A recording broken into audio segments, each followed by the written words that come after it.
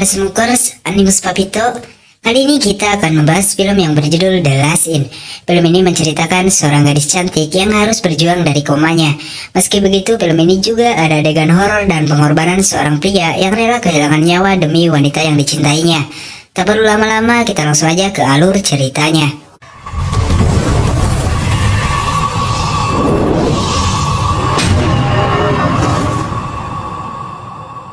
Film dibuka dengan seorang wanita yang bernama Laura, di mana dia dalam perjalanan menuju ke kota Sans. Di saat itu sudah ada peringatan darurat tentang cuaca buruk, hujan lebat disertai longsor akses jalan menuju ke kota tersebut. Tapi Laura terus memacu mobilnya tanpa mendengarkan peringatan itu, sampai akhirnya pandangannya terganggu dan dia pun menabrak sebuah pohon. Setelah terbangun dari pingsannya, Laura pun mencoba untuk meminta pertolongan. Tapi saat itu alat komunikasinya rusak. Akhirnya dia pun mencoba untuk mencari tumpangan. Ketika itu ada satu mobil yang melintas.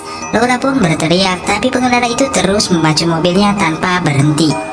Lalu Laura melanjutkan perjalanan dengan jalan kaki, sampai akhirnya dia menemukan penginapan yang begitu menyeramkan. Tibanya di dalam, dia bertemu dengan seorang pria tua dan istrinya. Kita sebut saja namanya Tuan Laus bersama Nyonya Laus. Laura pun menjelaskan kedatangannya untuk menginap dikarenakan mobilnya lagi mogok. Akhirnya dia pun diajak ke kamar. Terlihat kamar itu berdebu seperti sudah sangat lama tak digunakan. Lalu dia membersihkan badannya. Setelah selesai mandi, dia membuka isi dompet yang dimana ada satu foto yang dimilikinya di suatu tempat. Tapi dia tidak bisa mengingat sama sekali tentang foto itu. Tiba-tiba ada suara keributan di lantai atas. Dia pun mencari tahu suara keributan yang didengarnya sampai di depan kamar. Entah kenapa dan lihat apa, dia pun lari lalu berteriak memanggil Nyonya Laus.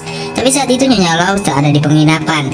Sampai akhirnya dia pun memanggil 911 telepon darurat dan menceritakan ada gadis kecil yang meminta pertolongan. Setelah memberikan alamatnya, tiba-tiba telepon itu terputus begitu saja.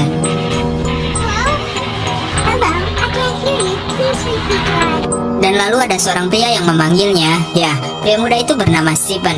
Lalu Stephen memberitahu bahwa suara yang didengarnya itu berasal dari lantai 3. Seorang ibu yang bernama Britney dan anaknya. Mereka pun mengecek ke kamarnya untuk memastikan apa yang terjadi. Tapi karena ibu dan anaknya ini sering menutup diri, mereka tak dapat jawaban apapun. Dalam perjalanan ke kamarnya, Laura berkata kepada Stephen bahwa dia tak asing sama dirinya. Seperti mengenalnya, tapi dia tidak ingat karena kecelakaan membuat separuh ingatannya samar-samar. Setelahnya dia pergi ke kamarnya untuk tidur. Ketika tidur, dia pun bermimpi aneh tentang penginapan itu, di mana dia berjalan keluar kamar lalu bertemu dengan bocah yang wajahnya menyeramkan.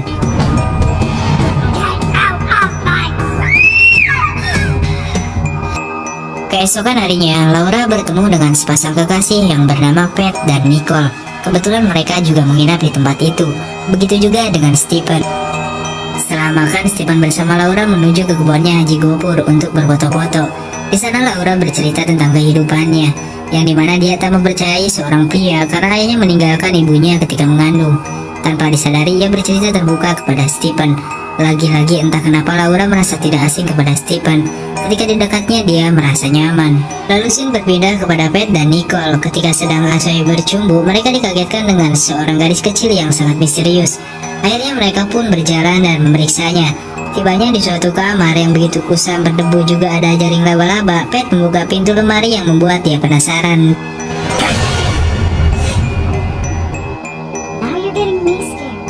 Setibanya di penginapan, Laura menemui Nyonya Laus untuk meminjam telepon karena ia ingin menghubungi bengkel terdekat atau jasa derek untuk memperbaiki mobilnya. Namun Nyonya Laus berkata akses jaringan di sini saat ini tidak bisa digunakan karena sedang rusak. Akhirnya mau tak mau Laura pun harus menginap beberapa hari lagi. Setelah di kamar menatap keluar jendela, ada yang mengetuk pintu kamarnya. Dia pun keluar, ternyata tak ada siapapun. Lalu Laura menemukan sebuah boneka dan dia mengambilnya. Ketika ia sedang tertidur, tiba-tiba boneka itu bergerak sendirinya, dan dia dikagetkan dengan sosok wanita yang membuatnya terbangun. Lalu ada air jatuh tepat ke mukanya. Ya, air itu berasal dari kamar atas yang ditempati Britney. Laura pun bergegas menuju ke kamarnya. Setelah memanggil namanya tak ada jawaban, dia pun melihat ke kamar mandi dan ternyata Britney sudah meninggal. Lalu Laura meninggalkannya bergegas meminta pertolongan. Sampai ia berteriak-teriak memanggil Nyonya Laus tapi tak ada jawaban. Sampai ia lari ke ruang bawah tanah dan ternyata dilihatnya ada seorang pria bertopeng yang akan membunuh seorang anak kecil. Ketika itu Laura berteriak untuk tidak menyakitinya, tapi pria itu tak mendengarkannya dan langsung membunuhnya.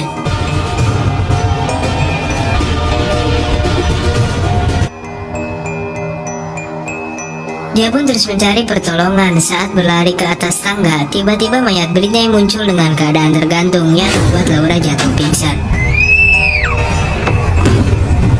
Setelah terbangun dari pingsannya, Laura menceritakan kepada Stephen, Nicole bersama Pat bahwa ia melihat orang yang membunuh anak kecil di ruang bawah tanah. Begitu juga dengan Britney, dia melihatnya meninggal di kamar mandi. Tapi tiba-tiba Britney datang dan berkata bahwa tadi Laura berjalan tidur ke kamarnya. Nicole bersama Pat pun keheranan dan merasakan ada sesuatu yang aneh di penginapan ini. Hari ketiga di mana Nicole bersama Pat menginap di tempat itu, mereka memandang foto Nyonya Laws saat muda, di mana mereka berpikiran sesuatu yang janggal dengan wanita itu bersama suaminya. Tak berselang lama, Nyonya Laws pun datang membawakan makanan seperti biasanya. Di sana Pat bersama Nicole menceritakan tentang kejadian semalam yang menimpa Laura, dan berpikirnya Laura tidak tidur berjalan melainkan melihat hantu. Tapi Nyonya Laws berkata tidak mungkin di sini ada hantu, dan di ruang bawah tanah pun tak ada kejadian apa-apa. Ketika Laura datang, Nyonya Laws pun bertanya tentang kejadian itu. Tapi Laura menjawabnya mungkin itu hanya halusinasinya saja karena efek kecelakaan. Ia juga bertanya kepada Nyonya Laws apakah jalanan sudah aman, cuaca sudah tidak lagi buruk, karena Laura bersama yang lainnya akan melanjutkan perjalanan. Namun dia menjawab bahwa cuaca masih sama lalu pergi begitu saja, dan membuat Pat bersama Nicole merasa ada yang aneh. Selesai makan, Laura bersama Stephen menuju ruang bawah tanah. Di sana ia menemukan sebuah goresan di dinding yang membuatnya berpikir kejadian semalam ternyata bukanlah mimpi. Setelah menyusuri lagi ruangan itu, Laura menemukan sebuah boneka yang dimana boneka itu ditemukannya beberapa hari lalu, tapi dia sudah membuangnya. Lalu pikirnya aneh kenapa boneka ini ada di sini. Setelah itu, Stephen mengajaknya ke kamarnya untuk bersilaturahmi birahi. Maksudnya melihat karyanya. Tak keberatan, Laura pun menyetujui ajakannya. Saat melihat ke kamar Stephen, dia melihat foto tempat kuliahnya. Ya, ternyata Stephen satu kuliah di tempat yang sama dengannya. Mengapa ia tak heran jika merasa pernah mengenal Stephen? Tapi ingatan Laura yang samar-samar membuat dia tak sepenuhnya mengingat semuanya. Hari keempat di mana mereka semua menginap, Nicole yang sedang berjalan ke kamarnya sendirian, tiba-tiba dia melihat anak perempuan yang seperti sedang main petak umpet. Dia pun menghampirinya, namun anak kecil itu tiba-tiba menghilang. Lalu dia membuka pintu lemari di mana di situ ada papan roh atau papan permainan yang bisa mengundang orang yang sudah mati. Malam harinya dia mengajak Pat bersama Laura untuk memainkan permainan itu. Setelah beberapa saat mereka membaca mantra, pensil yang dipegang mereka terasa berat, seperti gerak sendirinya. Lalu Nicole mengasih pertanyaan kepada papan roh itu, begitu juga dengan Laura. What the hell is this?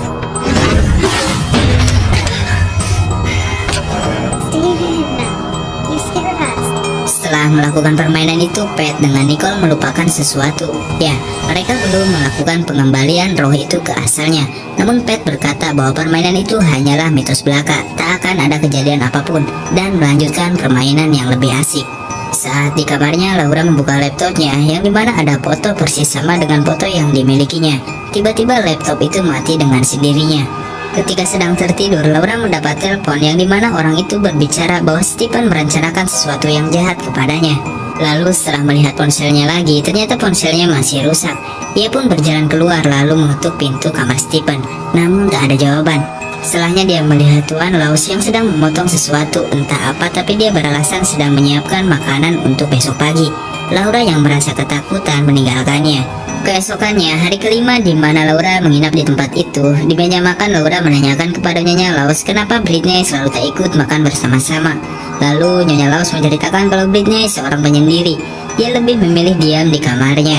Dulu pacarnya Britney pecandu narkoba, kasar, sering memukulnya juga anaknya. Tiba-tiba Tuan Laws memotong obrolan mereka dan mengajak Nyonya Laws pergi. Di tempat lain, Nicole bersama Pat ketika bangun tidur, mereka dikagetkan dengan boneka yang tiba-tiba ada di kamarnya. Dan lalu Laura menceritakan kejadian semalam kepada Stephen, bahwa saat ia mau menyamakan foto yang dimilikinya dengan foto yang ada di laptopnya, tiba-tiba laptopnya itu mati yang membuatnya keheranan. Lalu terlihat di sana Charlie, anaknya Britney, sedang bermain bersama gadis perempuan sebayanya. Ketika gadis itu menghilang, Laura bertanya-tanya kemana gadis itu. Stephen mulai keheranan dan berkata bahwa Charlie dari tadi main sendirian. Setelah pulang ke penginapan, Laura bertanya kepada Charlie tentang gadis itu. Namun Charlie tak menjawab dan pergi ke kamarnya. Hari ke-6 setelah permainan itu, Nicole bersama Pat terus merasakan ada yang aneh. Ya, beberapa kali mereka membuang boneka itu, tapi tetap saja bonekanya muncul di hadapan mereka. Lalu di meja makan mereka menceritakan kejadian itu kepada Laura, bahwa sepertinya mereka dihantui dan juga ada yang aneh dengan tamu-tamu di sini.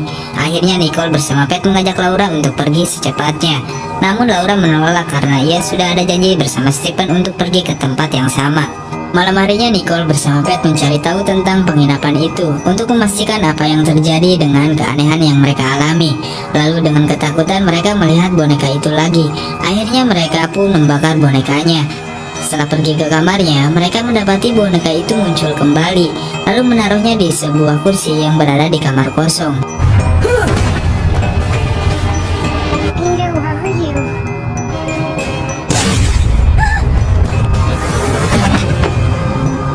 Nicole bersama Pat pun tak sadarkan diri seperti ada roh yang memasuki tubuhnya. Lalu Laura datang dan menceritakan bahwa mereka telah melakukan permainan yang mengundang roh. Mungkin itu alasan Pat bersama Nicole tak sadarkan diri. Lalu Nyonya Laws pun membantah omongan Laura, menganggapnya telah melantur. Ketika Laura bersikeras tentang hal itu, tiba-tiba Stephen memotong omongannya. Dan Nyonya Laws pun berkata kepada Stephen bahwa waktunya telah habis. Sesaat kejadian itu, Laura marah kepada Stephen bahwa pikirnya dia telah menyembunyikan sesuatu entah apa, tapi Stephen tak bisa menceritakan apapun kepada Laura. Kelak dia akan tahu jawabannya sendiri. Malam harinya dia mencoba untuk mencari tahu apa yang terjadi dengan kameranya. Setelah berjalan beberapa langkah, ia mendapati di dalam kameranya ada sosok wanita yang sering menghantuinya. Dia pun lari ke kamar Stephen, namun Stephen tak ada di kamarnya. Kini dia pun lari ke dalam hutan. Setelah itu dia menemukan kuburan Nyonya Laws bersama suaminya. Laura pun semakin ketakutan, lalu bertemu dengan Nicole dan Pat yang sedang berlari juga karena ketakutan melihat hantu. Kini mereka mencari jalan keluar dari tempat itu. Namun setelah beberapa langkah, mereka menemukan sebuah jasad yang dimana jasad itu Pat bersama Nicole sendiri. Ya, kini mereka sudah menyadari bahwa mereka sudah mati karena tersapu oleh banjir. Seketika itu Pat bersama Nicole menghilang. Tetapi tidak dengan Laura. Kini dia harus mencari jalan keluar sendiri. Tapi anehnya dia malah kembali ke penginapan itu. Setelah masuk ke dalam, dia melihat bahwa Britney sedang menusuk-nusuk pria dengan pisaunya. Lalu Laura pun melanjutkan lagi pelariannya ke dalam hutan dan bertemu dengan Nyonya Laws bersama suaminya. Dia pun menanyakan tempat apa ini, apa yang sebenarnya terjadi. Mereka menjawab kalau sekarang Laura berada di persimpangan dunia hidup dan mati. Seketika itu pun dia ingat semuanya. Ya, ketika di dalam mobil saat dia kecelakaan, dia tak sendirian, tapi pergi bersama Stephen. Ketika itu longsoran batu besar akan jatuh tepat di atas mobilnya. Tapi Stephen melindungi Laura dengan cara dia mendekap Laura. Sehingga saat batu itu menimpa mereka, Stephen lah yang duluan tertimpa reruntuhan itu. Lalu Laura menanyakan keberadaan Stephen, tapi Nyonya Laws menjawab Stephen sudah tidak ada di sini. Dia sudah pergi ke dunianya. Ya, dia meninggal tetapi tidak dengan Laura. Dia terbaring di rumah sakit tapi koma. Tepat 7 hari ini, jika ingatan Laura tidak kembali sendirinya, dia tidak akan bisa kembali ke raganya. Dan Nyonya Laws pun menjelaskan kenapa sebelumnya Stephen berada di sini, karena ia menolak pergi ke dunia asalnya, sebelum memastikan Laura bisa ingat kembali tentang kehidupannya. Setelah itu dia pun sadar dan dokter di sana pun tak percaya dengan keajaiban ini.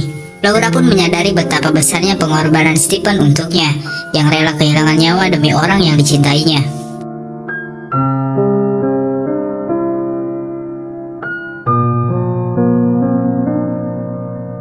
Setelah sembuh total, Laura pun kembali ke aktivitas biasanya, kuliah dan jajan boba. Lalu teman kampusnya Laura maksud untuk memperkenalkan cowok kepadanya. Tapi Laura berkata bahwa ia sudah mempunyai pacar. Setelah di rumah, dia pun memainkan permainan pemanggil roh yang diingatnya waktu koma. Dan film pun berakhir.